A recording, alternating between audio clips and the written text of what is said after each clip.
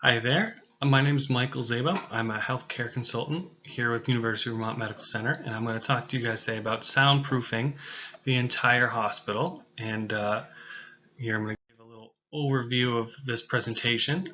First, I'm going to talk about why we need to reduce the sound in the hospital and the benefits that that would have for our patients.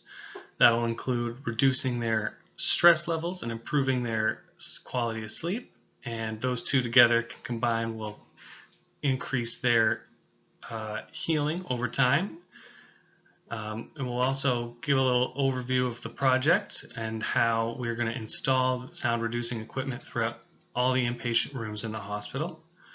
We're going to talk about, very quickly, we're going to go over the budget for this project, and then we'll have a little recap conclusion at the very end. So first and foremost, noise can contribute to higher stress levels in people. Noise pollution, chronic noise pollution can disrupt someone's communication, and it can disturb their everyday activities. And those together, when amplified, can make a person annoyed, anxious, depressed, and that can lead to all sorts of poor coping mechanisms like alcohol and smoking, which can then make a person even more vulnerable to stress. And those can cause physiological issues that we'll talk about in just a second. Noise is also a major contributor to sleep deprivation and impaired sleep quality. Some other factors that impact sleep are being in a new environment, the brightness of where a person's trying to sleep, if they're on certain drugs, the temperature of their environment, if they're in any pain, and what I'm going to talk about today is if it's too noisy or they're too stressful. All these are far too common in a hospital. And in fact, being in a hospital, the World Health Organization recommends noise levels be approximately 30 decibels, which is comparable to a whisper. Hospitals, on average, are about 45 decibels, which can be about a heated conversation or a presentation. That's about what they average, and it'd be like listening to this recording nonstop for 24 hours a day. Not the most obnoxious, but still higher than average. And the highest incidence that a study recorded in a hospital was around 80 decibels throughout a workday. Now that's equivalent to being directly next to a semi-truck passing by.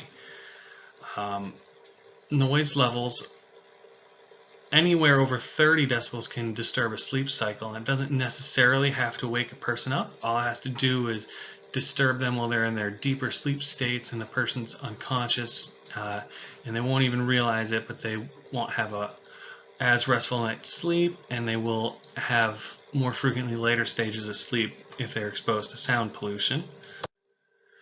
Now, sleep and stress can both have a huge impact on a person's ability to heal. Sleep is when a person does most of their healing over time. And we already talked about how many diseases are linked towards stress, namely cardiovascular, respiratory, cerebral, gastrointestinal, psychological, and endocrine diseases are all associated with noise pollution due to their relationship with stress and sleep deprivation. In fact, the European Environmental Agency, which is pretty similar to the FDA in America, in a 2020 study found that noise pollution led to 48,000 new cases of heart diseases, and may have been the cause for up to 12,000 premature deaths in Europe. So noise pollution it is a big deal. It's something that's overlooked. People don't consider it to be dangerous, but it absolutely can be. There are current solutions in a hospital that are supposed to deal with high levels of noise. For instance, here at University of Vermont, we institute quiet hours. After 8 p.m. to about 7 a.m., there's supposed to be quiet hours in which the hallways are going to be clear, there's no visitors, and all the conversations are supposed to be held in a hushed tones in the hallway. There's also restrictive footwear, so you're not allowed to wear high heels and any sort of clicking or clacking footwear to help prevent extra noise.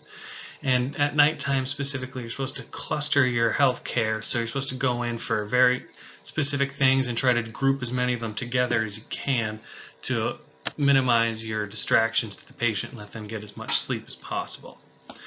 However, that same study in 2020 found that noise pollution is in a hospital is mostly related to preventable causes. So those will be staff conversations, loud pagers, hospital equipment like IV machines going off, and just roommates talking. So that indicates that even though we have these solutions in mind, like limiting quiet hours and just footwear, it's not enough to actually reduce noise, because the average noise in a hospital was still 15 decibels higher than it should be, recommended by the WHO. So that indicates a need to physically reduce the noise, because just having these precautions in place is not enough. So that's what I would like to talk about today, is the physical implementation of soundproofing in a hospital. So that will include installing sound dispersing wall panels, rugs in some of the patient rooms, thicker sound absorbing curtains, door sweeps under the doors that'll prevent noise from entering from the hallways, and in certain rooms there'll have to be sound absorbing drywall to stop the conversations from the next door neighbors leaking through. This installation process will take several weeks, but the majority of it is non-invasive. They don't have to take most of the rooms apart. All the stuff the majority of the things that they're going to add is just attached to the walls. It's not installing inside. The soundproof paneling is just an adhesive they slap on the walls. The rugs they can just throw in the rooms. The curtains, just change of curtains that already exist. However, every room on every floor is identical, but every floor is a little different in the hospital. Specifically, some of the older floors, like Shepherdson, may need a specific customized package and a little more soundproofing implemented in them. So that would be where the majority of the more invasive installation would occur. And since the installation is going to occur over the weekends for the entire hospital, because that's when the patient traffic is a little lower, there's less overall patients in the hospital.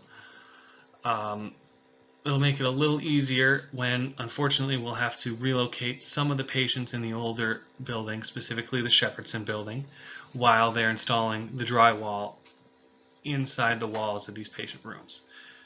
Now, the entire installation, like I said, shouldn't only take more than a couple weeks, weekends even. So during the regular work week, patient care will be non-affected.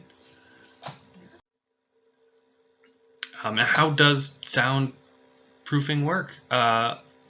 Well, currently, hospitals are built for efficiency.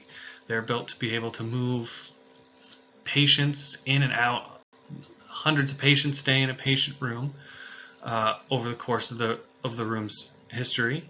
They're meant to be easily cleaned and sanitized, and it's meant to move things in and out. That leads to things like hard linoleum floors, stainless steel surfaces, bare walls with no decorations on them, and thin curtains that are meant only for protecting privacy.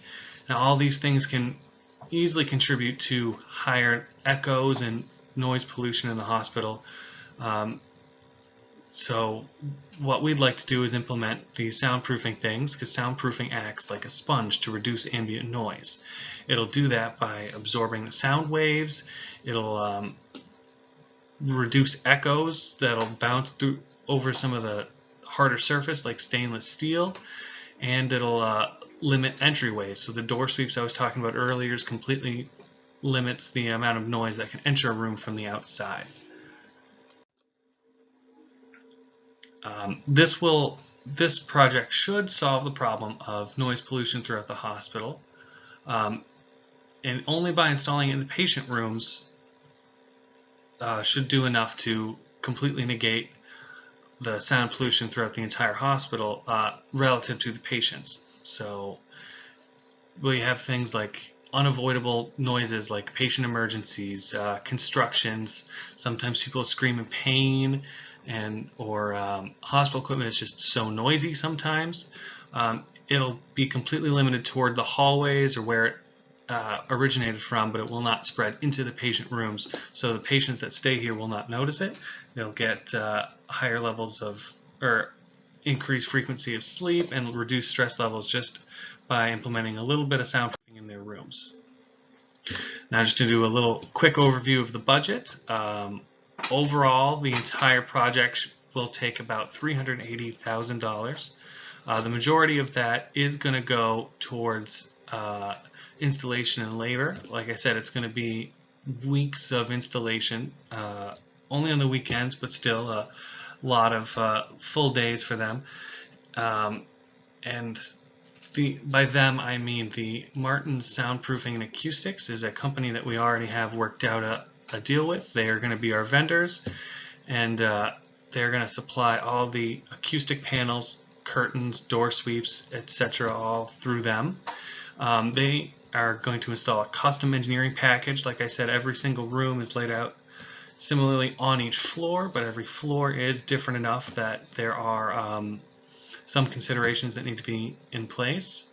Luckily, since there is enough rooms that are repeating their design, that means that once they get going on a floor, it'll be completely streamlined the installation. And that is the budget overall.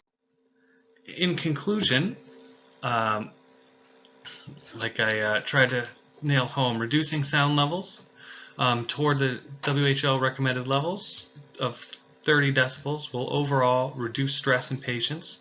It'll help improve their sleep, and those together will help promote a healing environment. And what that means is patients will have shorter stays in the hospital. They'll be more comfortable. They'll have improved confidentiality of their information. No one will overhear any information that will be said through those flimsy curtains when they are in a completely soundproof room. And all those together will reduce the total treatment cost for those patients and in the long run save us countless amounts of money. Thank you. If you have any questions, you can feel free to contact me at the information that I have in the project report. I look forward to hearing from you guys about the presentation. Thank you so much.